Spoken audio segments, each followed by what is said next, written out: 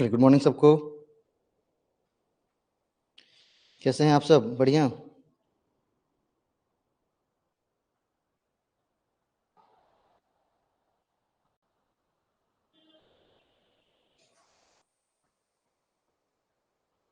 चलिए फटाफट लाइव आ जाएंगे।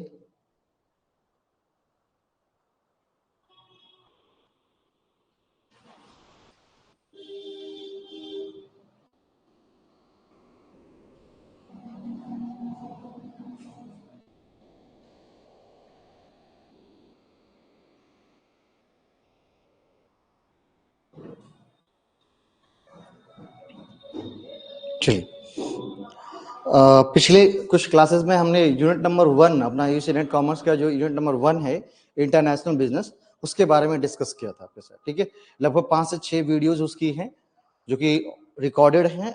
आप लाइव में भी बहुत सारे स्टूडेंट जुड़े थे, कुछ स्टूडेंट नहीं जुड़ पाए थे एग्जाम के कारण। उनका पीजी सब का एग्जाम चल रहा था, जिस वजह से वो जुड़ नहीं पाए थे। तो वो जा करके मैंने उसका एक सेपरेट कोर्स भी बना दिया है। अगर आपको दिक्कत होती है खोजने में तो आप वो सेपरेट कोर्स ले सकते हैं। सेपरेट कोर्स खरीदने से पहले एक बार कांटेक्ट जरूर कीजिएगा, जिससे कि उसमें जो कूपन है, मतलब जो हमारे पेड स्टूडेंट उनके लिए जो कूपन है, वो कूपन का लाभ आप उठा सके। ठीक है, इसके बाद अगर हम बात करते हैं कि जैसे यूनिट नंबर मैं 3 आज स्टार्ट कर रहा हूँ, और उसमें हमने सारे जितने भी टॉपिक्स हैं उस सभी टॉपिक्स का डिटेल चर्चा हमने आप लोगों के साथ मैंने किया है। इवन हिंदी में कुछ टर्म्स हमने लिखवाए भी हैं। अगर उसमें कोई बेसिक अगर दिक्कत है, कुछ प्रॉब्लम्स है, तो आप डाउट सेशन में उसको पूछ लीजिए। बाकी मैं आज से इकोनॉमिक्स शुरू कर रहा हूँ। यूनिट नंबर 3 इकोनॉमिक्स का पार्ट है, जिसको कि आज मैं शुरू कर रहा हूँ। ठीक है, तो ये इकोनॉमिक्स का लेक्चर नंबर 1 होगा, जिसके अंदर हम बात करेंगे basic problem of economy and role of mechanism. Basic problem of economy and role of mechanism. Good morning. ठीक है, कि एक इकोनॉमी की बेसिक प्रॉब्लम क्या होती है और उसके रोल ऑफ प्राइस मैकेनिज्म, मतलब उसमें प्राइस मैकेनिज्म कैसे काम करता है, इसके बारे में चर्चा करेंगे। ठीक है, और कल से आप लोग निश्चित रूप से समय से जुड़ेंगे और क्लासेस कंटिन्यू रूप से करेंगे। ठीक है, और इंटरनेशनल बिजनेस के जो एमसीक्यू प्रोवाइड किए गए हैं, है ना, वो एप्लीकेशन पे चढ़े हुए हैं। जो प्रीवियस ईयर में पूछे गए थे वो, और साथ ही साथ हमने जो खुद के एमसीक्यू बनाए हैं, वो दोनों एमसीक्यू को जरूर प्रैक्टिस करना है, क्योंकि उसमें चैप्टर वाइज एमसीक्यू दिए गए। तो चैप्टर वाइज एमसीक्यू दिए गए तो ज्यादा प्रॉब्लम होगी नहीं। चैप्टर वाइज एमसीक्यू को जरूर कंसीडर करने हैं। ठीक है, आज हम बात करेंगे basic problems of an economy and role of price mechanism. ठीक है, और एक टारगेट बैच भी शुरू की गई है जून के रिगार्डिंग। तो अगर कोई नए स्टूडेंट्स जुड़ना चाहते हो जून 2024 एग्जाम्स के लिए, तो वो भी हमारे साथ जुड़ सकते हैं। ठीक है, इस महीने में क्लासेस का जो थोड़ा सा शेड्यूल रहेगा वो ऊपर नीचे किया गया, क्योंकि बीपीएससी एंड एसटीईटी कॉमर्स के भी एग्जाम चल रहे हैं, तो उसमें भी कुछ क्लासेस शेड्यूल्ड है इसी वजह से। लेकिन फरवरी जैसे ही खत्म होता है तो मार्च में एक लंबी चौड़ी क्लासेस आपको देखने को मिलेगी। लगभग 7 o'clock से लगभग 2.5 घंटे 3 घंटे की क्लासेस देखने को मिलेंगी कॉमर्स की, ताकि उसमें सारी चीजों को हम कवर कर सकें।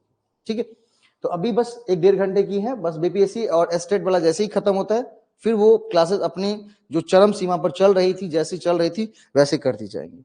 ठीक है, इसका पीडीएफ जो है आपके एप्लीकेशन में डाला गया है, आप वहां से डाउनलोड कर सकते हैं, है ना। बाकी बिजनेस इकोनॉमिक्स का मैंने खुद के नोट्स बना के दिए हुए हैं। आईसीआई का एक स्टडी मटेरियल था जो कि मुझे अच्छा लगा, इसको पढ़ रहा था मैं, इसको अच्छा लगा तो मैंने कहा क्यों ना निश्चित रूप से आपके साथ एक बार डिस्कस करूं। बाकी नोट्स जो है बिजनेस इकोनॉमिक्स के नोट्स वो है वहां पर, आप उसको डाउनलोड कर लीजिए, प्रिंट निकाल लीजिए, बिल्कुल फ्री ऑफ कॉस्ट रखा गया।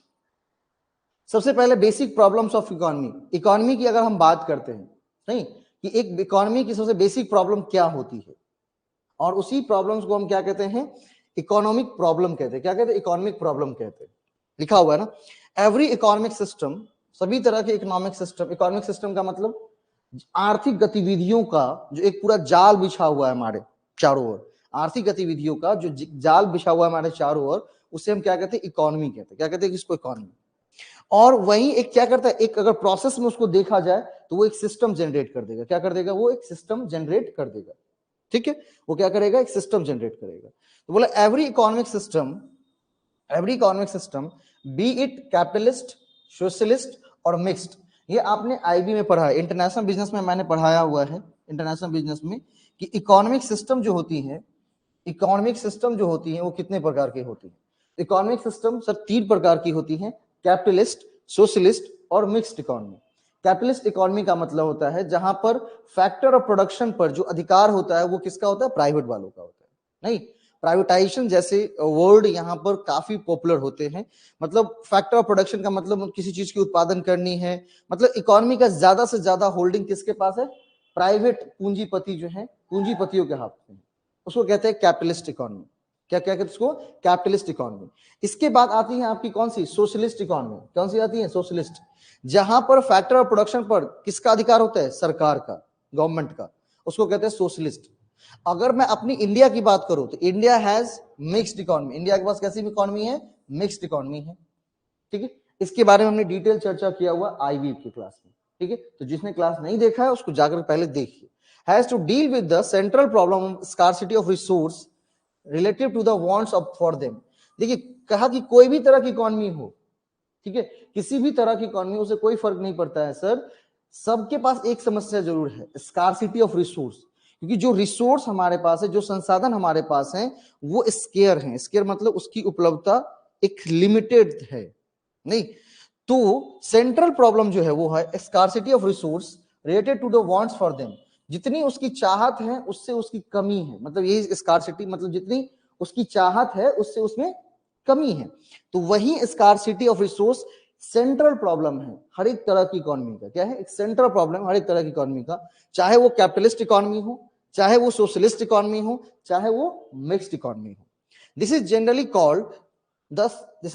Called the central economic problem, और इसी को सेंट्रल इकोनॉमिक प्रॉब्लम कहते हैं। ठीक है, तो अगर आपसे क्वेश्चन पूछा कि बताइए कि अगर इकोनॉमिक सिस्टम की हम बात करते हैं, इकोनॉमिक सिस्टम की बात करते हैं, तो कितने प्रकार के इकोनॉमिक सिस्टम है, तो इकोनॉमिक सिस्टम की बात करते हैं सर 3 प्रकार के हमारे इकोनॉमिक सिस्टम है। ठीक है, कौन कौन सा है, तो आपका कैपिटलिस्ट है sir, socialist and mixed economy है। बहुत बढ़िया। इसके बाद अगर वो पूछता है कि उस तीनों इकोनॉमिक सिस्टम के एक सेंट्रल प्रॉब्लम को क्या करिए, फाइंड आउट करिए। इसके सेंट्रल प्रॉब्लम को क्या करिए, फाइंड आउट करिए। तो सेंट्रल प्रॉब्लम क्या हो जाएगा, scarcity of resource related to the wants for them. अब जो नोट्स आप बनाएंगे ना उसमें यही चीज लिखनी है। ठीक है, नोट्स जो बनाएंगे इसमें यही चीज लिखनी है। तीनों इकोनॉमिक सिस्टम का चर्चा कर दिया। अब तीनों इकोनॉमिक सिस्टम को चर्चा करने के बाद सीधा एक स्लैश यहां से नीचे लाया और लिखा वहां पर सेंट्रल प्रॉब्लम। क्या लिखा वहां पर, सेंट्रल प्रॉब्लम। और सेंट्रल प्रॉब्लम लिख करके क्या लिख दिया वहां पर, scarcity of resource related to the wants for them. हो गई नोट्स कंप्लीट। मतलब इतनी बड़ी चीजों को एकदम छोटी भाषा में एक बॉक्स में क्या कर दिया, लिख दिया कि भाई हमारे पास कंसेप्ट क्लियर हो गई हैं कि किसी भी तरह की इकोनॉमी हो उसका जो सेंट्रल प्रॉब्लम है वो है scarcity of resource. This is generally called the central problem. The central economic problem is further divided in 4 basic economic problem. और सेंट्रल इकोनॉमिक प्रॉब्लम को 4 बेसिक प्रॉब्लम में भी डिवाइड किया गया है। नहीं, जो कि ये आपके इंपॉर्टेंट बनते हैं, है ना। सेंट्रल इकोनॉमिक प्रॉब्लम को 4 इकोनॉमिक प्रॉब्लम में भी डिवाइड किया गया, जिसमें सबसे पहला है व्हाट टू प्रोड्यूस, क्या बनाऊं, हाउ टू प्रोड्यूस, कैसे बनाऊं, फॉर हुम टू प्रोड्यूस, किसके लिए बनाऊं। ठीक है, what provisions are to be made for economic growth, और इकोनॉमिक ग्रोथ करने के लिए कौन से प्रोविजंस, क्या प्रोविजंस बनाए जाए। ये चारों किसी भी इकोनॉमी के क्या है, प्रॉब्लम्स होते हैं, चाहे कैपिटलिस्ट इकोनॉमी हो, चाहे सोशलिस्ट इकोनॉमी हो, चाहे मिक्स्ड इकोनॉमी हो। मतलब ये चार, मतलब जो भी सेंट्रल इकोनॉमिक प्रॉब्लम है हमारा, सेंट्रल इकोनॉमिक प्रॉब्लम है scarcity of resource related to the wants for them, उसे क्या किया गया, 4 भागों में बांटा गया। पहला भाग है हमारा कौन सा, व्हाट टू प्रोड्यूस। दूसरा भाग है हमारा हाउ टू प्रोड्यूस। तीसरा भाग है for whom to produce. And चौथा भाग है हमारा what provisions are to be made for economic growth, कि भाई इकोनॉमिक ग्रोथ के लिए कौन से प्रोविजंस लागू किए जाए, क्या प्रोविजंस बनाए जाए। ठीक है, तो अब इन नोट्स में थोड़ा सा और डिफाइन हो गया कि भाई अब सेंट्रल प्रॉब्लम को 4 भागों में बांटा गया। ठीक है, अब इस चारों भागों को मैं तो समझा रहा हूं, लेकिन आपको इतनी लिखनी नहीं है, आपको उसकी कोर पॉइंट लिखनी है। क्या करनी है, आपको उसकी कोर पॉइंट लिखनी है। कोर पॉइंट क्या लिखनी है वो मैं बता दूंगा। ठीक है, कोर पॉइंट क्या लिखनी है वो मैं बता दूंगा। ठीक है, इसी को पिक्चर में करके दिखाया गया। सबसे पहला है व्हाट टू प्रोड्यूस।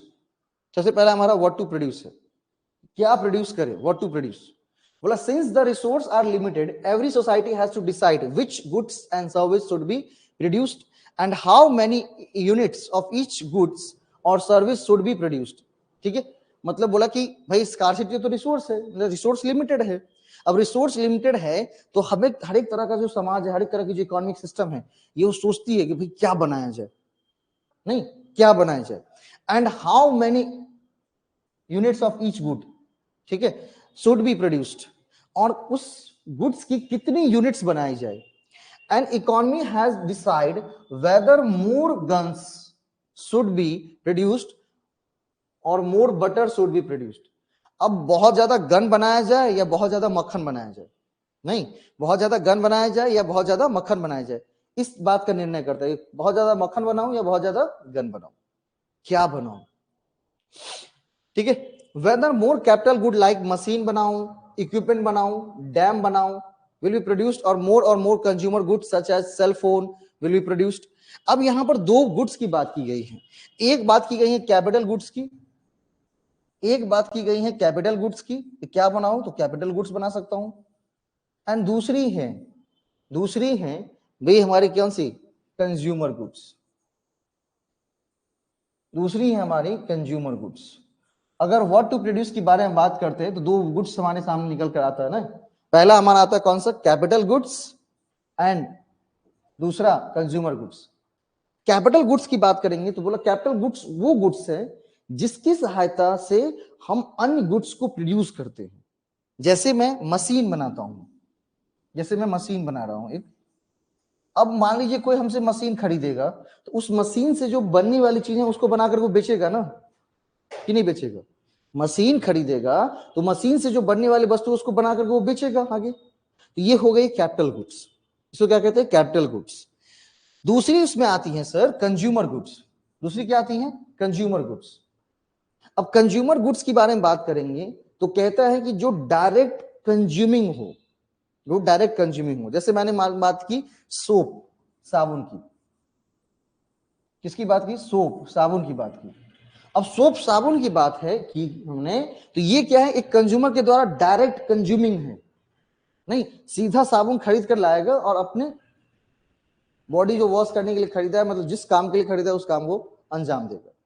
तो जिस काम को अंजाम देने के लिए उसने खरीदा है वो क्या हो गई आपकी कंज्यूमर गुड्स हो गई। कैपिटल गुड्स के बारे में बात करेंगे तो वो गुड्स जिसे खरीदकर अन्य गुड्स को प्रोड्यूस कर हम आगे बिजनेस में प्रयोग कर सकते हैं, या कुछ भी जैसा भी आपको उद्देश्य हो। जैसे अब रोटी बनाने वाला मशीन है तो बोला कि दो चीज, consumer goods such as cell phone will be produced, not only the society has to decide about what goods are to be produced, it has also to decide in what quantity each of these goods would be produced। केवल ये नहीं सोचता कि क्या बनाऊं, कितनी units बनाई जाए इस बारे में भी सोचता है, क्या करे, कितनी यूनिट्स बनाई इस बारे में सोचता है। In a nutshell a society must decide how much wheat, how much hospital, how much school, how many machines, how many metres of cloth have to be produced. इसके अंदर को सोचता है कितने कॉलेज बनाऊं, कितने हॉस्पिटल बनाऊं, कितने मशीन बनाऊं, कितने क्लोथ बनाऊं, नहीं। तो what to produce, what to produce and which what quantity has to produce, ये दोनों बात का निर्णय वो करता है, नहीं ये दोनों बात का निर्णय करता है।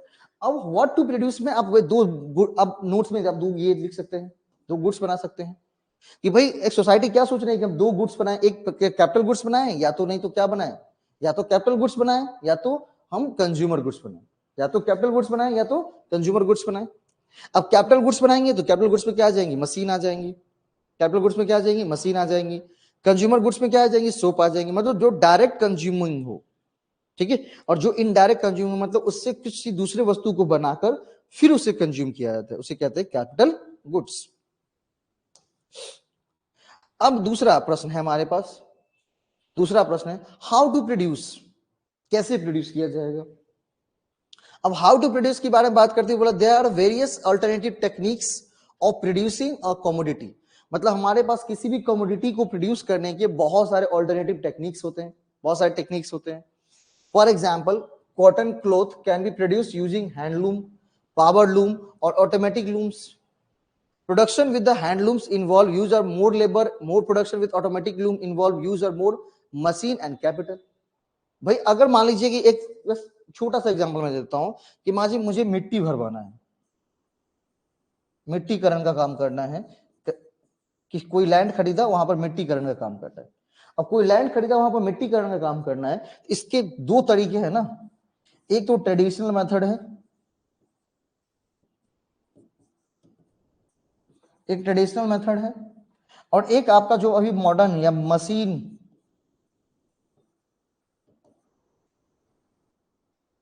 एक जो आपका अभी आ गया है traditional and machine based. Traditional में क्या आ जाएगा, तो ट्रेडिशनल में आ जाएगा जैसे मान लीजिए हमने मजदूरों को लगा दिया, वो कुदाली लिया, खोद रहा है जहां से मिट्टी खोदना है, और फिर माथे पे टोकरी लेकर के आ रहा है, उसको क्या कर रहा है। या ऐसे भी हो सकता है कि भाई एक हमने ट्रैक्टर हायर कर ली, अब क्या कर ट्रैक्टर क्या कर रहा है, ट्रैक्टर पर लेबर हमने दे दी है, लेबर उस मिट्टी को ट्रैक्टर पर चढ़ा रहा है काट करके, जहां से मिट्टी काट करके यहाँ लाया जाएगा, और वहां पर चढ़ा रहा है, उसके बाद वो फिर घर पे ला रहा है और उसको खाली कर रहा है। इस तरह से प्रोसेस चल रही है। एक तरीका होता है कि अगर हम क्या करें, जेसीबी को लगा दें, नहीं जेसीबी को मिट्टी खोदने में लगा दें और 2-4 ट्रैक्टर को उसके साथ लगा दें, नहीं 2-4 ट्रैक्टर को उसके साथ लगा दें ताकि वो कंटिन्यू से काम करते रहे। मान ली नहीं तो बार बार बंद करना पड़ेगा, ऑन ऑफ करना पड़ेगा ना। तो मतलब मिट्टीकरण करने के ही 2-3 उपाय हैं। अब आपको देखने की कौन सा सुटेबल है। अब मान लीजिए इतना छोटा लैंड आपको भरवाना है, मतलब बहुत छोटा लैंड है वो भरवाना है, जमीन है, उससे मिट्टीकरण का काम करना है, तो क्या आप जेसीबी हायर करोगे? नहीं ना। आप दो तरीके से हायर कर सकते, या तो लेबर को तब हायर करना जब देखना है कि भाई जहां से मिट्टी उठाऊंगा और जहां मिट्टी रखूंगा वो दोनों की जो दूरी है वो कम है, लेकिन उन दोनों की दूरी ज्यादा है, तो वहां पर सुटेबल क्या होता है कि ट्रैक्टर को हायर कर लिया, उस पर लेबर दे दिए, और वो लेबर क्या कर रहा है, मिट्टी को काट के यहाँ पर चढ़ा रहा है, यहाँ पर आकर के अनलोडिंग होती जा रही।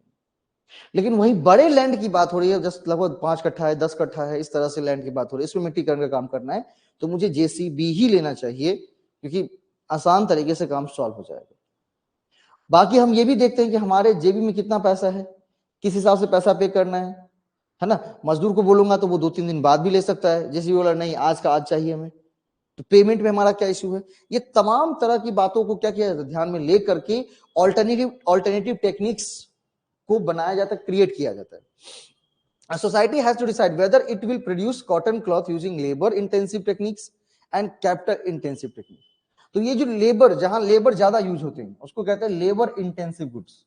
वो गुड्स जिसको प्रोड्यूस करने में लेबरों का ज्यादा इस्तेमाल होता है, मतलब मजदूर ज्यादा से ज्यादा काम करेंगे तभी हो पाएगा, उसको कहते हैं लेबर इंटेंसिव गुड्स। दूसरा है आपका कैपिटल इंटेंसिव टेक्निक्स या कैपिटल इंटेंसिव गुड्स। ठीक है, कैपिटल इंटेंसिव टेक्निक्स या कैपिटल इंटेंसिव गुड्स क्या होता है, तो बोला कैपिटल इंटेंसिव गुड्स का मतलब होता है जहां वो गुड्स जिसको प्रोड्यूस करने में मशीनों का, कैपिटल का ज्यादा से ज्यादा इस्तेमाल होता है। Likewise for all goods and service it has to decide whether to use labour intensive techniques और कैपिटल इंटेंसिव टेक्निक्स। इसी तरह से जितने भी गुड्स और सर्विस हैं इसको ये डिसाइड करना होता है कि वो लेबर इंटेंसिव टेक्निक्स को फॉलो करेगा या कैपिटल इंटेंसिव टेक्निक्स को फॉलो करेगा। Obviously, the choice would depend on the availability of different factors of production, labor and capital and their relative prices. ठीक है, लेकिन ये सभी डिपेंड करता है उसकी अवेलेबिलिटी पर, उसकी उपलब्धता पर, कि डिफरेंट फैक्टर्स की उपलब्धता कितनी है और उसका रिलेटिव प्राइस भी कितना है, उसको पेमेंट कैसे करना, अभी हमने बात की थी। It is in the society interest to use those techniques of production that make the best use the available resource. और तो एक सोसाइटी का ये इंटरेस्ट होता है, एक रुचि होता है कि ऐसे टेक्निक्स को यूज किया जाए प्रोडक्शन में that make a best use, जो कि हमें बेस्ट यूज दे सके, best use of the available resource का बेस्ट यूज हमें कहीं ना कहीं दे सके। ठीक है, क्लियर। अब दूसरे प्रश्न का जवाब हमको मिल गया, कौन सा, हाउ टू प्रोड्यूस। तो यहां पर आपको ऑल्टरनेटिव टेक्निक्स देखनी है। टेक्निक्स के नाम पर दो चीजें हो जाएंगी, labour intensive, capital intensive. Question पूछा गया है, लेबर इंटेंसिव का मतलब वो गुड्स जहां पर लेबर का ज्यादा से ज्यादा इस्तेमाल करके, उनको लगा करके उस गुड्स को प्रोड्यूस किया जाता है। कैपिटल इंटेंसिव गुड्स का मतलब है कि वे गुड्स जो मशीन बेस्ड प्रोडक्शन पर डिपेंडेंट होते हैं, जहां ज्यादा से ज्यादा मशीनों का प्रयोग किया जाएगा। क्या किया जाएगा, ज्यादा से ज्यादा मशीनों का प्रयोग किया जाएगा। ठीक है, चलिए नेक्स्ट थर्ड नंबर क्वेश्चन था हमको, for whom to produce। Another important decision which a society has to take, it's from whom it should produce। A society cannot satisfy each and every want of all the people. एक society, एक समाज, एक economic system कभी भी हर एक व्यक्ति के needs को पूरा फुलफिल नहीं कर सकता है, नहीं पूरा कर सकता है, हर एक व्यक्ति के नीड्स को फुलफिल नहीं कर सकता है ना, हर एक व्यक्ति के नीड्स को फुलफिल नहीं कर सकता है। Therefore, it has to decide, इसीलिए उसे डिसाइड करना पड़ेगा who should get how much of the total output of goods and service। इसीलिए उसे ये डिसाइड करना पड़ता है कि who should get how much of the total output goods and service, मतलब कौन इतने आउटपुट को क्या करेगा, कंज्यूम करेगा, गेट करेगा। नहीं, मैं जो बना रहा हूं गुड्स, उसको कौन से लोग क्या करेंगे, उसको गेट करेंगे, उसको कंज्यूम करने वाले, इस बारे में। How the goods should be distributed amongst the member of the society, और जो गुड्स हम प्रोड्यूस कर रहे हैं उसको जो सोसाइटी के अलग अलग मेंबर्स हैं उस तक भेजेंगे कैसे। It has to decide about the share of different people in the national cake of goods and service। नहीं, अब मान लीजिए जो गुड्स एंड सर्विस हम बना रहे हैं उसको कंज्यूम करने वाला कौन है, क्योंकि सभी लोगों के वांट्स को हम पूरा नहीं कर सकते ना। अब जैसे सभी लोगों को चाहिए एप्पल का फोन, लेकिन चाहिए सस्ता, क्या यह हो सकता है? नहीं सर, ठीक है। अब मान लीजिए उसमें इसी दौरान कुछ कंपनी ऐसी हैं जो कि क्या करती हैं, एक अपना सेक्टर ढूंढ लेती है, एक क्लस्टर ढूंढ लेती हैं कि समाज में इस सेक्टर को हमको क्या करना है, फोकस करना है, इस क्लस्टर को हमको फोकस करना है। ठीक है, एक मिनट।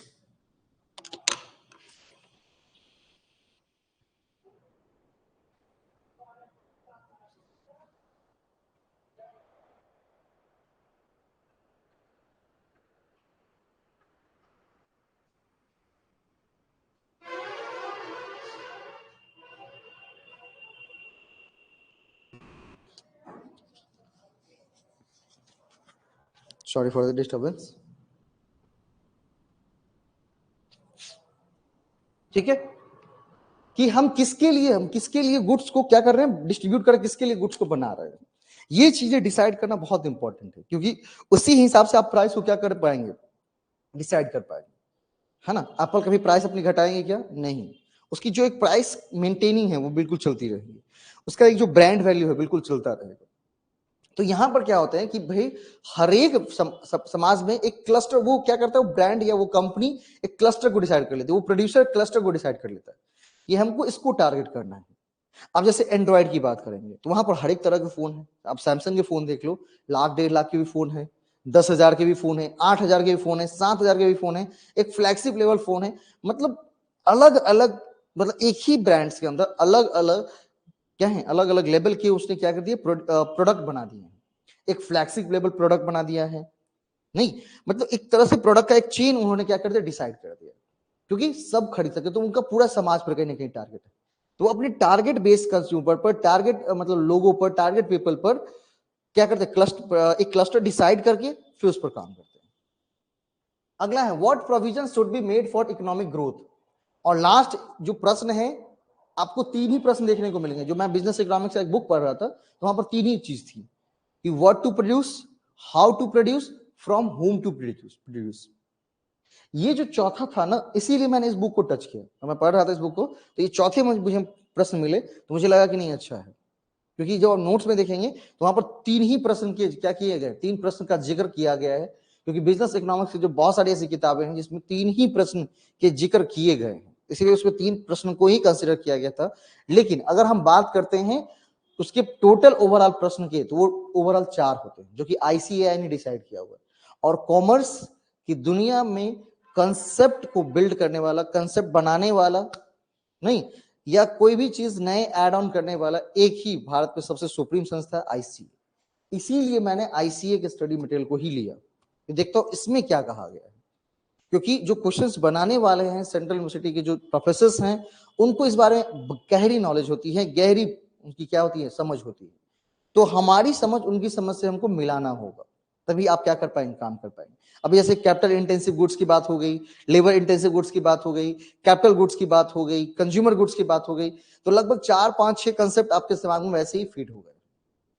अब बात करते हैं what provision should be made for economic growth. A society would not like to use all its scarce resource for current consumption only.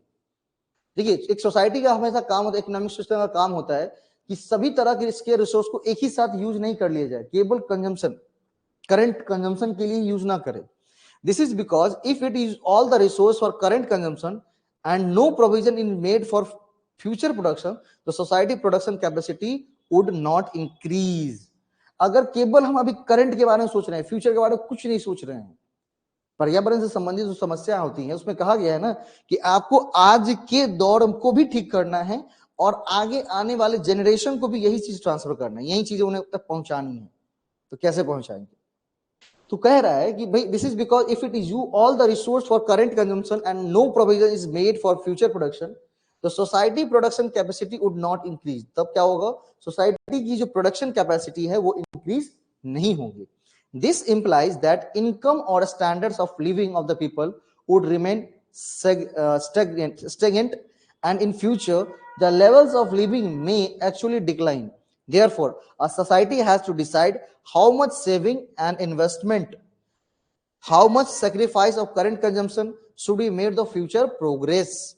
मतलब करंट कंजम्पशन में हम कितना सेक्रीफाइस करें लेकिन फ्यूचर प्रोग्रेस हमारा दिखता रहे। मतलब how much saving and investment, मतलब हमारा सेविंग कितना होगा, हमारा इन्वेस्टमेंट कितना होगा, क्योंकि जो आज हम सेव कर रहे हैं वही अगले समय आने वाले समय का हमारा इन्वेस्टमेंट होता है। कितनी अच्छी बात कही है कि आज जो हम सेव कर रहे हैं वही हमारे अगले आने वाले टाइम में क्या इन्वेस्टमेंट है। और अगर हम इस सोच के साथ चलते हैं कि आज जो हमारा करंट कंजम्पशन है उसमें अगर हम थोड़ा सा सेक्रीफाइस करते हैं तो हम फ्यूचर में प्रोग्रेस करेंगे, तो ये एक इकोनॉमिक ग्रोथ को क्या करेगा, बूस्ट करेगा, उसको बढ़ाएगा। लेकिन अगर हम इकोनॉमी का, अपने पर्यावरण का, अपनी एनवायरनमेंट का दोहन करते हैं, बहुत ज्यादा रफ यूज करते हैं, तो उससे क्या होगा पता है? उससे क्या होंगे कि भले ही आज के कंजम्पशन आपके तो ठीक हो जाए, लेकिन आने वाले टाइम में, फ्यूचर टाइम में, फ्यूचर प्रोग्रेस में आपकी जो फ्यूचर प्रोग्रेस जिस तरह से स्पीड से होनी चाहिए थी, जिस तरीके से होनी चाहिए थी, वो कहीं ना कहीं डिक्लाइन करके बहुत नीचे आ जाएगा। बस समझे? तो वही चीज यहां बताया गया।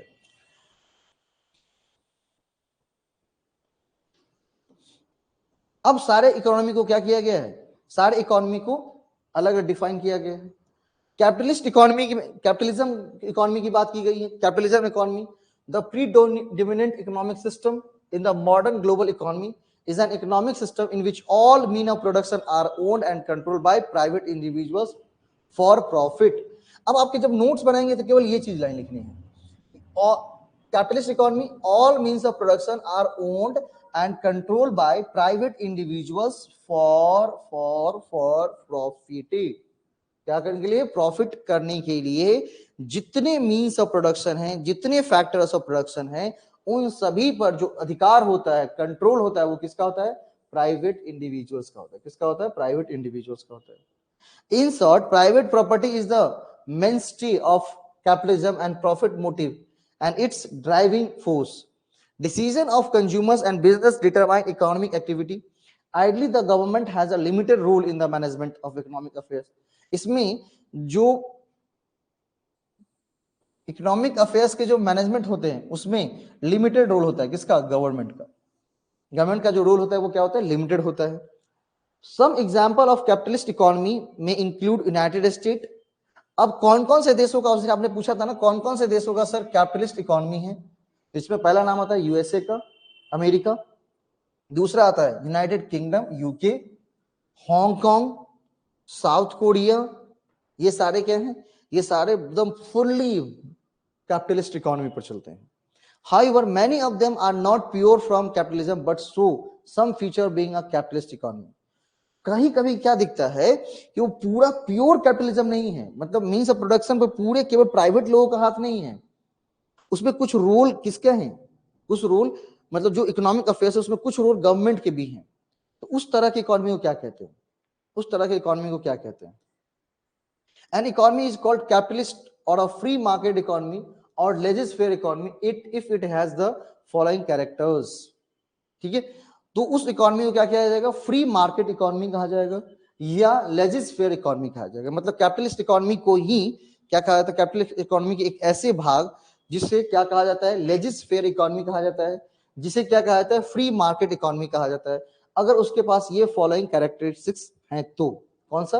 Right to private property, freedom of enterprises, enterprise का क्या होता है? फ्रीडम होता है, freedom of economic choice, economic choice की फ्रीडम होती है। कंजम्पशन, इकोनॉमिक चॉइस का मतलब consumption, work, production, exchange. Profit motive, motive क्या होता है? Profit. Consumer sovereignty, consumer is suppose to be king under capitalism. अगर कंज्यूमर को हम किंग मान रहे हैं तो उसे क्या कहेंगे? उसे हम लेजिस फेयर इकोनॉमी कहेंगे, फ्री मार्केट इकोनॉमी कहेंगे। क्या कहेंगे? लेजिस फेयर इकोनॉमी कहेंगे एंड फ्री मार्केट इकोनॉमी कहेंगे। मतलब ऐसा कैपिटलिस्ट इकोनॉमी जहां प्योर कैपिटलिस्ट देखने को नहीं मिलता है, ठीक है। कुछ फीचर्स हमें क्या कैपिटलिस्ट के दिखते हैं, लेकिन बाकी सारी चीजें बिल्कुल अलग तरीके दिखती हैं, मतलब जो छूट वाली दिखती है, मतलब कंज्यूमर को कहीं ना कहीं खुदा माना जाता है, किंग माना जाता है। इस तरह की इकोनॉमी को फ्री मार्केट इकोनॉमी कहते हैं या लेजिस फेयर इकोनॉमी कहते हैं। क्या कहते हैं? फ्री मार्केट इकोनॉमी कहते हैं या लेजिस फेयर इकोनॉमी कहते हैं। अगला है competition. Competition is the most important feature of the capitalist economy. Competition brings out the best among buyers and sellers and results in efficient use of resource. ठीक है, competition तो होनी चाहिए। Absence of government interference, government का जो interference है, नहीं, वो क्या होता है? एब्सेंस होता है। A purely capitalist economy is not centrally planned, control और रेगुलेटेड बाय द गवर्नमेंट। जो प्योर कैपिटलिस्ट इकोनॉमी है उसे ना तो गवर्नमेंट के द्वारा प्लान किया जाएगा, ना उसे कंट्रोल किया जाएगा, ना उसे रेगुलेट किया जाएगा। In this system all economic decision and activities are guided by self interest and price mechanism which operates automatically without any direction and control by the governmental authorities. In this system, लेकिन इस system में all economic decision and activities are guided by self interest। एक self interest के through सभी तरह के decision and activities को guide किया जाता है। And price mechanism which operates automatically without any direction and control by the governmental authorities. ठीक है। How do capitalist economic solve their central problem. अब जो सेंट्रल प्रॉब्लम के बारे में हमने बात की है, तो एक कैपिटलिस्ट इकोनॉमी कैसे उस सेंट्रल प्रॉब्लम को क्या करता है? उस सेंट्रल प्रॉब्लम को क्या करता है? उसका क्वेश्चन आंसर ढूंढता है, नहीं, उसके जवाब ढूंढता है। सेंट्रल जो प्रॉब्लम है उसकी समस्या का समाधान ढूंढता है। तो बोला डिसाइडिंग, सबसे पहले डिसाइड क्या करता है? What to produce. क्या करता है? Decide what to produce. The aim of an entrepreneur is to earn as much profit as possible. भाई अगर कैपिटलिस्ट इकोनॉमी की हम बात करते हैं तो वहां पर जो भी प्रोड्यूसर हैं, जो भी एंटरप्रेन्योर हैं, उसका पूरा का पूरा अपना गोल फिक्स रहता है कि हमें क्या करना है, ज्यादा से ज्यादा, जितनी ज्यादा से ज्यादा संभव हो सके हमें प्रॉफिट अर्न करनी है। This cause businessmen to compete with one another to produce those goods which consumers wish to buy। तो इसमें वो कंपटीशन में लगे रहते हैं कि किस तरह के गुड्स को वो बाय करना चाहता है, किस तरह के गुड्स को कंज्यूमर बाय करना चाहता है। If consumers want more cars, there will be increase in the demand for cars, and as a result, their price will be increased. A rise in the price of cars, cost remaining the same, will lead to more profits। ठीक है। अब भाई जैसे car की demand ज्यादा हो गई, नहीं, कार की डिमांड क्या हो गई? ज्यादा हो गई, तो वो कार ही बनाएंगे। हम क्या बनाएंगे? कार ही बनाएंगे। मतलब यहां पर सीधा दिमाग में ये रखा जाता है कि व्हाट टू प्रोड्यूस में, कि अगर कैपिटलिस्ट इकोनॉमी है तो व्हाट टू प्रोड्यूस में इसका एक मतलब निकल के आता है, consumer wish to buy. Consumer की क्या इच्छा है खरीदने की, वो खरीद, वो दो, वो बेचो। क्योंकि हमें ज्यादा से ज्यादा क्या चाहिए? Profit, as much profit as possible, जितनी हो सके सम हो सके प्रॉफिट चाहिए। तो उसके लिए क्या करना होगा? जो consumer wish to buy, consumer की क्या इच्छा है बाय करने की, तो जो कंज्यूमर की इच्छा होगी बाय करने की, वही गुड्स को क्या करने? बेचने हैं। ठीक है। नेक्स्ट यहां पर और चर्चा की गई है in the questions regarding what to produce is, The question regarding what to produce is ultimately decided by consumer। ये किसके द्वारा डिसाइड किया जाएगा? यहाँ पर कंज्यूमर के द्वारा डिसाइड किया जाएगा। Who show their preference by spending on the goods which they want। जिसके अंतर्गत वो क्या कर रहा है? Which show, who show, जो कि दिखाएगा their preference, अपने प्रेफरेंस को, by spending the goods which they want। जो वो वांट चाहता है उस गुड्स को दिखाएगा, अपने प्रेफरेंस को दिखाएगा कि किस गुड्स के ऊपर वो प्रेफर कर रहा है, पैसा खर्च करना चाह रहा है। तो जिस गुड्स पर पैसा करना चाह रहा है, खर्च करना चाह रहा है, उसी तरह के गुड्स को प्रोड्यूस किया जाएगा। चलिए, मिल गया जवाब। डिसाइडिंग हाउ टू प्रोड्यूस, अब हाउ टू प्रोड्यूस का जवाब कैसे ढूंढेगा? बोला हाउ टू प्रोड्यूस का जवाब के अगर हम बारे में बात करें तो an entrepreneur will produce goods and service choosing that technique of production which renders his cost of production minimum.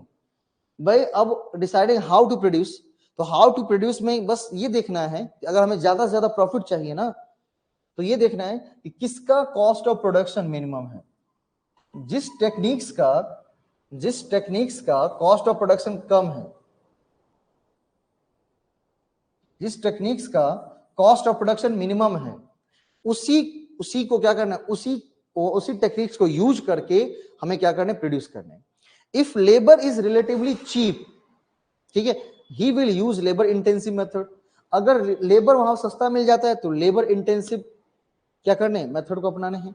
And if labour is relatively costlier will use capital intensive method. अगर मान लीजिए लेबर महंगा है तो capital intensive method रखाइए, machine से बनाइए। The relative price of factor of production help in deciding how to produce. मतलब हाउ टू प्रोड्यूस में कौन डिसाइड करने में सहायता कौन करेगा, तो relative price of factor of production. किसी फैक्टर ऑफ प्रोडक्शन का रिलेटिव प्राइस क्या है। मान लीजिए हमारे पास 2-3 फैक्टर ऑफ प्रोडक्शन है, तो ए का कॉस्ट मान लीजिए 100 आ रहा है, बी का कॉस्ट आ रहा है 120, सी का कॉस्ट आ रहा है 90, तो हम सी मेथड को फॉलो करके बनाएंगे। ठीक है भाई, कॉस्ट ऑफ प्रोडक्शन क्या होना चाहिए, मिनिमम होना चाहिए। और ये चीज मतलब हाउ टू प्रोड्यूस नहीं, हाउ टू प्रोड्यूस, कैसे प्रोड्यूस करेंगे, इस चीज का जवाब कौन देता है, इस चीज का जवाब देता है कौन से, फैक्टर ऑफ प्रोडक्शन के रिलेटिव प्राइस। कौन से देते हैं, फैक्टर ऑफ प्रोडक्शन के रिलेटिव प्राइस। चल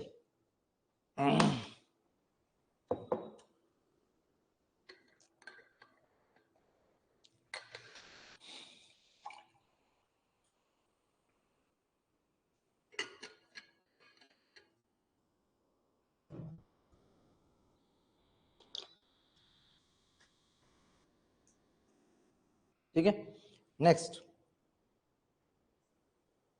deciding about consumption, saving and investment. मतलब consumption and saving are done by consumers and investment are done by entrepreneurs. Consumption और सेविंग किसके द्वारा किया जाता है, कंज्यूमर्स के द्वारा, और इन्वेस्टमेंट डन किया जाता है किसके द्वारा, एंटरप्रेन्योर्स के द्वारा। Consumer saving among their other factors are governed by the rate of interest prevailing in the market. Higher the level of income and interest rate, higher will be saving. Investment decision depend upon the rate of return of capital. The greater the profit expectation, the greater will be the investment in a capitalist economy. The rate of interest on saving and the rate of return on capital are nothing but the price of capital. Price of capital. ठीक है, मतलब rate of interest on saving, saving का rate of interest क्या होगा, और जो capital हम लगा रहे हैं उसका रेट ऑफ रिटर्न क्या होगा, उसका रेट ऑफ रिटर्न क्या होगा, are nothing but the price of capital. ये चीजें हमें जानना बहुत जरूरी है, प्राइस ऑफ कैपिटल। क्योंकि देखिए इन्वेस्टमेंट और सेविंग की बात होगी, कंजम्पशन की बात होगी, तो क्या किसके द्वारा किया जाएगा, कंज्यूमर्स के द्वारा किया जाएगा। इंटरप्रेन्योर्स क्या करेगा, इन्वेस्टमेंट करेगा। तो वो सेविंग या कंजम्पशन पर देखना चाहता है कि रेट ऑफ इंटरेस्ट कितना है, क्या है हमारा रेट ऑफ इंटरेस्ट कितना है। इसके बाद क्या देखना चाहता है, इसके बाद देखना चाहता है कि प्राइस ऑफ कैपिटल कितना है। प्राइस ऑफ कैपिटल वो डिसाइड करना चाहता है, प्राइस ऑफ कैपिटल कितना है।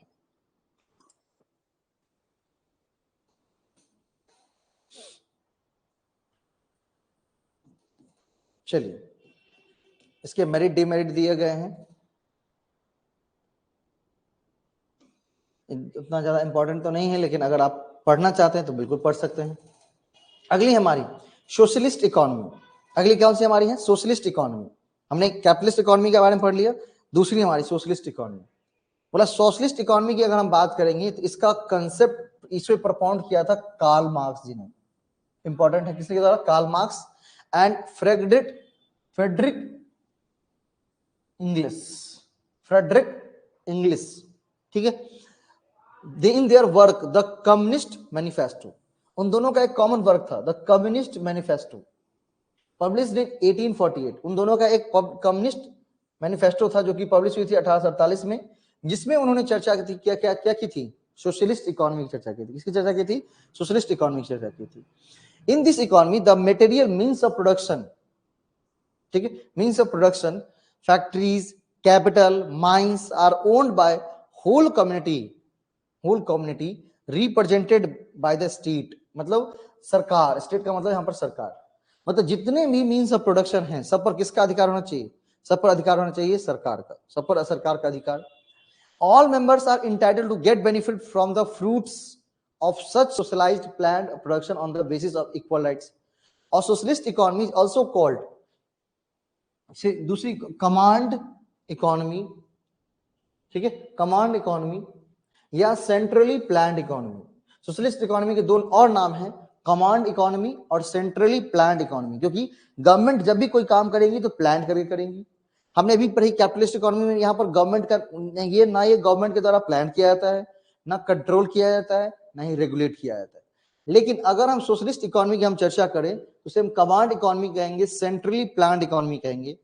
Here the resources are allocated according to the commands of central planning authority, and therefore market forces have no role in the allocation of resource. Under a socialist economy,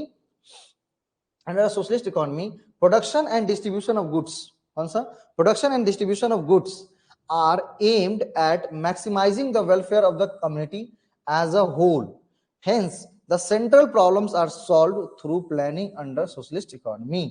इसीलिए central problem को solve किया जाएगा through planning under socialist economy. मतलब जितने भी central problems हैं उसको planning के थ्रू यहाँ पर क्या किया जाएगा, ठीक किया जाएगा। क्योंकि गवर्नमेंट का जब भी इंटरवेंशन की बात हो रही है, इंटरफेरेंस की बात हो रही है, तो वो जो भी काम करेगा प्लान करेगा, जो भी काम करेगा कंट्रोल ग्रुप में करेगा, जो भी काम करेगा रेगुलेटेड फॉर्म में करेगा। Some important characteristics in the economy are collective ownership. कौन सी? Collective ownership. There is collective ownership all means of production except small farms, workshop, trading farm which may remain in private hands. बोला कि यहाँ पर सभी means of production का collective ownership किसके पास है? स्टेट के पास है। लेकिन कुछ छोटे छोटे चीजों को क्या कर दिया गया है? छोड़ दिया गया है प्राइवेट हैंड्स के हाथ में। As a result of social ownership, profit motive and self interest are not the driving force of economic activity as in the case of market economy. अगली हमारी इकोनॉमिक प्लानिंग क्या होंगी? सेंट्रल प्लानिंग अथॉरिटी को बिठा दिया गया है, नीति आयोग को बिठा दिया गया है। किसके लिए? इकोनॉमिक गोल्स को अचीव करने के लिए, सेंट्रली प्लान करने के लिए। The major economic decision such as what to produce, when and how to produce are taken by the central planning authority. क्या प्रोड्यूस किया जाए, कब प्रोड्यूस किया जाए, कितना प्रोड्यूस किया, सॉरी कैसे प्रोड्यूस किया जाए, इन तमाम तरह के जो डिसीजन है वो किसके द्वारा लिए जाते हैं? सेंट्रल प्लानिंग अथॉरिटी के द्वारा लिए जाते हैं। एब्सेंस ऑफ कंज्यूमर चॉइस, यहाँ पर कंज्यूमर का चॉइस क्या होता है? एब्सेंस होता है, मतलब उनके चॉइस पर नहीं। बोला कि यहाँ पर freedom from hunger is guaranteed but customer sovereignty gets restricted by selective production of goods. यहाँ पर जो प्रोडक्शन होते हैं वो क्या होती है? सेलेक्टिव होती है। क्या कहाँ होती है? सेलेक्टिव। अभी हमने कैपिटलिस्ट की बात की कि वो कंज्यूमर जो चाहता है वो प्रोड्यूस करके दे दीजिए, लेकिन यहाँ पर जो प्रोडक्शन है वो क्या है? Selective. The range of choice is limited by plant production. जो रेंज ऑफ चॉइस जो है बिल्कुल क्या होता है? प्लांट होता है। सॉरी, रेंज ऑफ चॉइस क्या होता है? बिल्कुल प्लांट होता है, प्लांट प्रोडक्शन होता है, और जिसके कारण वो क्या होती है? लिमिटेड होती है। क्या होती है? लिमिटेड होती है। However within that range an individual is free to choose what he likes most. उसे वो चूज करना चाहिए जिससे वो ज्यादा मोस्ट लाइक करता है, वो ज्यादा से ज्यादा पसंद करता है, उसे चूज करना चाहिए। ठीक है, उसे वही चूज करना चाहिए। नेक्स्ट बात करेंगे the right relatively equal income distribution और relative equality of income is an important feature of socialism. Socialism में है रिलेटिव इक्वालिटी ऑफ इनकम, मतलब जो equality, relative equality of income जो होंगी वो बिल्कुल इक्वल होंगी। Among other things differences in income and wealth are narrowed down by lack of opportunities to accumulate private capital. Educational and other facilities are enjoyed more or less equally. Thus, the basic causes of inequalities are removed. उसे क्या किया जाएगा? Remove किया जाएगा। अगली हमारी minimum role of price mechanism और market forces. Price mechanism exist in a socialist economy. Price mechanism क्या करते हैं? एग्जिस्ट करती है socialist economy, but it has only a secondary role. इसका रोल जो होता है सेकेंडरी होता है, ना कि primary. To secure the disposal of accumulated stocks since allocation of production resources is done according to pre determined plan. जो मतलब जो प्लान पहले कर ली उसी हिसाब से होंगी। The price mechanism as such does not influence this decision in the absence of the profit motive. मतलब प्रॉफिट मोटिव अगर एब्सेंस कर दिया जाए, price mechanism loses its predominant role in the economic decision. The price prevailing under socialism are administrated price which are set by the central planning authority on the basis of socio-economic objective. Absence of competition, यहां पर competition वाली बात होती ही नहीं है क्योंकि capitalist तो है नहीं, सोशलिस्ट है, सब गवर्नमेंट के हाथ में है. Since the state is sole entrepreneur, यहां पर जो स्टेट होता है, जो सरकार होती है, वो सोल एंटरप्रेन्योर होता है, मतलब सिंगल्स, मतलब एकदम एकल उद्यमी होती है. There is absence of competition under socialism, इसीलिए सोशलिज्म के अंदर क्या होती है, कंपटीशन का एब्सेंस देखने को आपको मिलेगा. The erstwhile USSR was an example of socialist economy from 1917 to 1990. ठीक है, ये एक लाइन बड़ा इंपॉर्टेंट बनता है. इसीलिए यूएसएसआर, संयुक्त नहीं, सोवियत संघ रूस क्या है, एक सोशलिस्ट इकोनॉमी का क्या है, एग्जाम्पल है, जो कि 1917 से लेकर 1990 तक, जब भी एलपीजी पॉलिसी आई गई 1991 में, लगभग in today's world there is no country which is purely socialist, नहीं. लेकिन यहां अब अगर हम अभी की बात करें, करंट की बात करें, तो दुनिया में कोई भी ऐसा देश नहीं है जो कि प्योर इकोनॉमी मतलब सोशलिस्ट पर चलता है.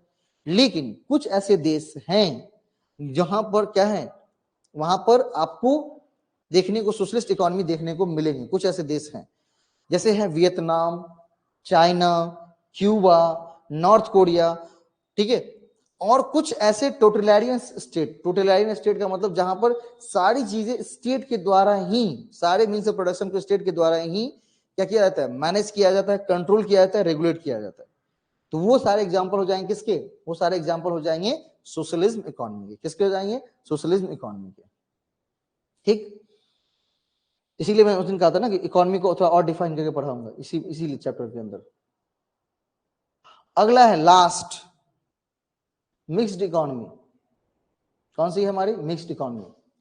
बोला मिक्स्ड इकोनॉमिक सिस्टम की अगर हम बात करें, किसकी बात करें, मिक्स्ड इकोनॉमिक सिस्टम की हम बात करें, बोला depends on both market and government for allocation of resource. ठीक है, यह डिपेंड किस पे करता है, यह डिपेंड करता है मार्केट और गवर्नमेंट पर. किस पे डिपेंड करता है, मार्केट और गवर्नमेंट पर डिपेंड करता है कि government for allocation of resource, कि रिसोर्स में अलोकेट क्या किया जाएगा, allocation of resource, allocation of resources, उसको allocate कैसे किया जाएगा. In fact, every economy in the real world, सभी तरह की इकोनॉमी जो कि रियल वर्ल्ड में makes use of both market and government. ठीक है, जो कि दोनों को यूज करती है, मार्केट को भी यूज करती है एंड गवर्नमेंट को यूज करती है, and therefore is mixed economy. इसीलिए इसे मिक्स्ड इकोनॉमी नेचर कहा जाता है. इसलिए किस नेचर कहा जाता है, इसे मिक्स्ड इकोनॉमी नेचर का कहा जाता है. In mixed economy, the aim is to develop a system which tries to include the best feature of both the control economy and the market economy while excluding the demerits of both. Mixed economy की अगर हम बात करते हैं तो उसका M होता है एक ऐसा सिस्टम डेवलप करना जिसमें ट्राई टू इंक्लूड, हम कोशिश करें कि उन बेस्ट फीचर को नहीं, जो हमारे कैपिटलिस्ट के बेस्ट फीचर हैं उसको डाल सके, जो हमारे सोशलिस्ट के बेस्ट फीचर हैं उनको डाल सके, और जितने भी उन दोनों के बीच में डेमेरिट है सबको हटा सके. Best feature of both the control economy and the market economy while excluding the demerits of both. It appreciate the advantage of private enterprises and private property. ये appreciate करता है private enterprises and private property को, with their emphasis of self-interest and profit motive. Vast economic development of England and USA etc is due to private enterprises. क्योंकि अगर हम बात करते हैं प्राइवेट की, तो अगर आपको वास्ट इकोनॉमी बनानी है, डेवलप्ड इकोनॉमी बनानी है, एक सिस्टमैटिक इकोनॉमी कहीं ना कहीं प्लान करनी है, तो निश्चित रूप से कैपिटलिस्ट ही बेटर है. क्योंकि वहां पर सब क्या हम लोग अभी जैसे रेलवे को प्राइवेट के हाथ में दे दिया गया, मतलब प्राइवेट कंट्रोल हो गई है, तो देख रहे हैं सिस्टम कितना अब सही हो गया. नहीं, प्राइस थोड़े बढ़ गए हैं क्योंकि उसका मोटिव तो है ना भाई, क्लियर है ना, कि हमें एज मच एज पॉसिबल जितना हो सके प्रॉफिट दो. तो प्राइस तो भले ही बढ़ गए हों, लेकिन सभी चीजें सिस्टमेटिक ढंग से आ गई हैं. तो अगर उस तरह की हम यूएसए को देखना चाहते हैं, इंग्लैंड के रूप में अपने आप को देखना चाहते हैं, तो निश्चित रूप से कैपिटलिस्ट को ही ढूंढना पड़ेगा. ठीक है, अब अगर सब कुछ कैपिटलिस्ट के हाथ में दे देंगे तो भाई भारतीय जनता को क्या करने लगेंगी, वो डोमिनेट करने लगेंगे, उसको दबाने लगेंगी. तो कुछ फैक्टर ऑफ प्रोडक्शन को अपने हाथ में रखा गया है सरकार के द्वारा, ताकि वहां पर क्या हो, एकाधिकार ना हो, वो रॉब नहीं जमा सके, क्योंकि कंज्यूमर क्या है, किंग है. अब उन दोनों के जो बेस्ट फीचर है उसको हम लेके आ गए. ठीक है, the same time it is noticed that the private property profit motive and self interest of the market economy may not promote the interest of the community as a whole, and as such The government should remove these defects of private enterprises. For this purpose, the government itself must run important and selected industries and eliminate the free play of profit motive and self-interest. Private enterprises, which has its own significance, is also allowed to play a positive role in a mixed economy. However, the state imposes necessary measure to control and to regulate the private sector to ensure that they function in accordance with welfare objective of the nation, ताकि हम क्या कर सके, nation के जो welfare objective है उसको पूरा कर सके। नहीं, नेचर का जो ऑब्जेक्टिव वो क्या है, वेलफेयर है, कंज्यूमर वेलफेयर है, सोसाइटी वेलफेयर है, उसको हम पूरा कर सके।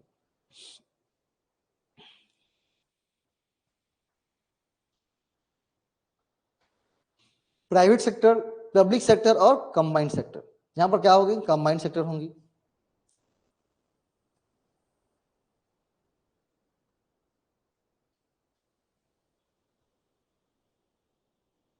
चलिए, यहां पर मल्टीपल चॉइस क्वेश्चन भी दिया गया है, उसको करके देखेंगे आप। ये बहुत सही, इसमें मल्टीपल चॉइस क्वेश्चन 5-7 दे देता है हर एक टॉपिक के लास्ट में।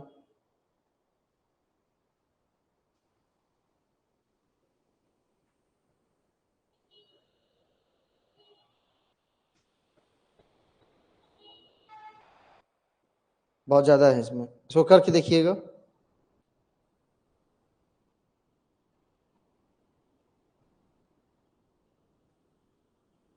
वाह, बहुत बढ़िया भाई। 48 एमसीक्यू दिए गए हैं।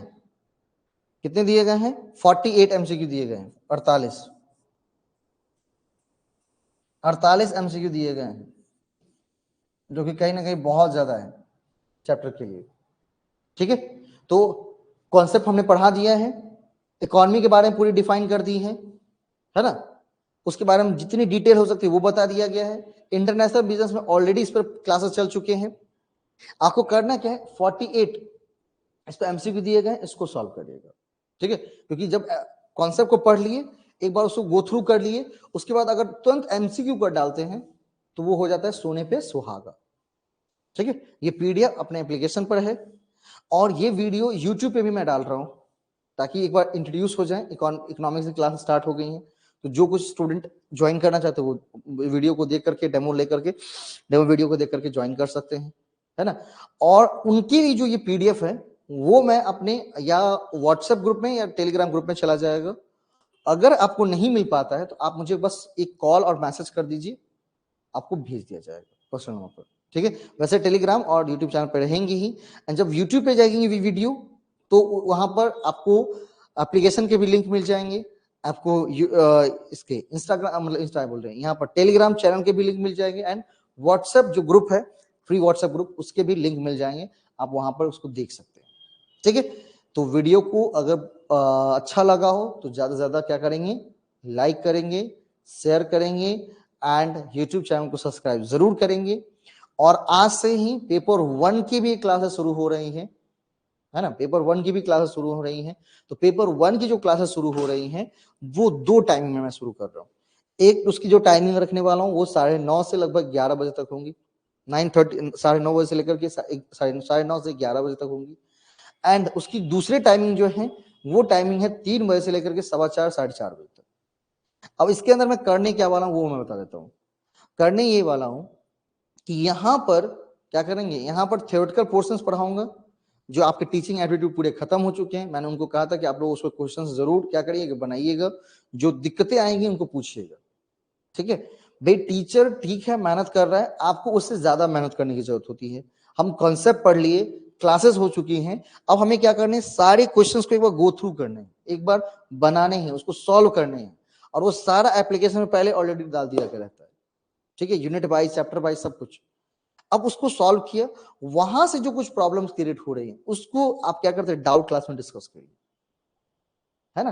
पूरी डिपेंडेंसी टीचर पे ही नहीं, अपनी डिपेंडेंसी, अपने भी रूल, क्योंकि आप एक प्रोफेसर लेवल की तैयारी कर रहे हैं तो खुद सेल्फ इवैल्यूएशन भी मैटर करता है। अब उसके बाद जब टेस्ट देंगे ना तो आपको पूरा का पूरा कंसेप्ट आ जाएगा कि हमने क्या सीखा और क्या चीज कहीं पर कमी रह गई। उस कमी को टीचर के द्वारा, मेरे द्वारा, जो भी टीचर है उनके द्वारा पूरा किया जाएगा। तो दोनों मोड में क्लासेस शुरू हो रही हैं और कॉमर्स की भी क्लासेस 2 मोड में शुरू होंगी, नहीं जल्द ही, क्योंकि बस ये फरवरी तक थोड़ा सा बीपीएससी एंड स्टेट का जो पेपर है उसको बस कंबाइन करके आगे ले जाया जा रहा है। इसके बाद सारी चीजों को एकदम एग्जैक्ट ठीक कर दिया जाएगा एज अ प्रॉमिस।